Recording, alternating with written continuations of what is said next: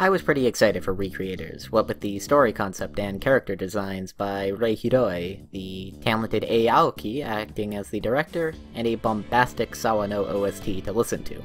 Granted, the last time we got this sort of combination, we got Aldnoah Zero, which was okay, so I was willing to give the series a shot, and boy did the first episode not disappoint.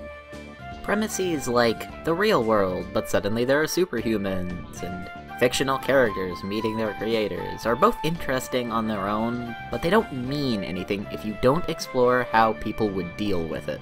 It's easy to screw up, is what I'm saying, but luckily the first few minutes that we spent with Silesia have assuaged any fears that I might have had. Take her transport to Earth, for example. She demands answers and explanations, but she doesn't really freak out or cause a huge ruckus, and she handles the situation pretty tactfully. Even Soda spazzing out about meeting his waifu IRL doesn't really freak her out, she just seems kinda exasperated. Which is a fair reaction, I think.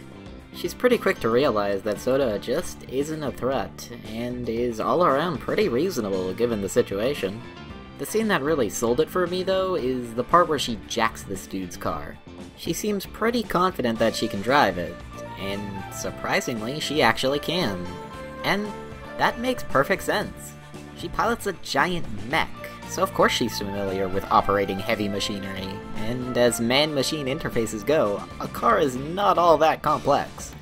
The bit where she assumes windshield wipers are weapons makes for a great fish-out-of-water gag, but it also shows a lot of insight into her character. Silesia comes from a world of conflict, so while we know it's silly, it's only natural for her to assume that this machine she's piloting has onboard weapons. That's just what she's familiar with. The first episode is just filled with little details like that.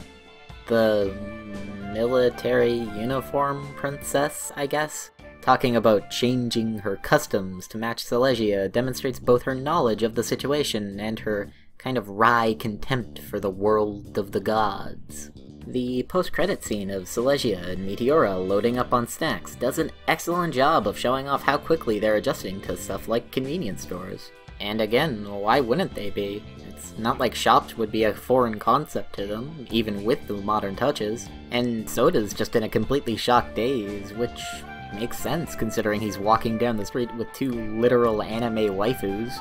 Even something as simple as the way Silesia opens Soda's window has a surprising amount of context baked into it, demonstrating that she understands that it's on a sliding mechanism, but not having the time to figure it out, which says a lot about both her personality and the kind of world that she comes from. There's just a ton of little details like this everywhere, showing a lot of care for these characters, where they come from, and what makes sense for them to do. Of course, there's always room for this to turn into a complete shit show, I mean, so it goes sometimes, but the attention to detail in the first episode really impressed me. If nothing else, the Black Lagoon guy being on board tells me there should be some great action scenes, and we've already got an OC Do Not Steal using a gun and a sword like a violin, so, you know, that's pretty cool. At the very least, if you're on the fence, then I'd recommend giving it a try. And if you do, let me know what you think in the comment section below. And if you enjoyed this video, I'd appreciate it if you liked it, and you can subscribe to me for more of these types of videos. Anyway, this is Golden Battler, signing off.